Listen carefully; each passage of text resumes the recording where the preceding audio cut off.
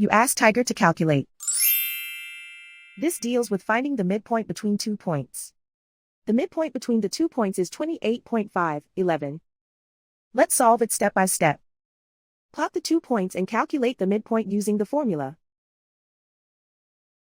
The coordinates of point 1 are x1 equals 62, y1 equals -32. The coordinates of point 2 are x2 equals -5, y2 equals 54. PM represents the midpoint of the 2 points.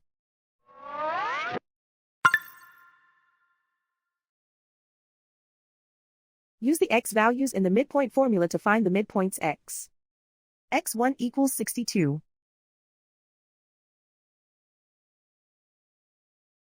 x2 equals -5. Simplify the arithmetic.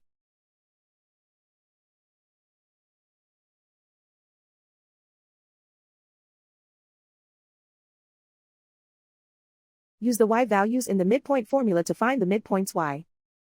y1 equals -32. y2 equals 54. Simplify the arithmetic.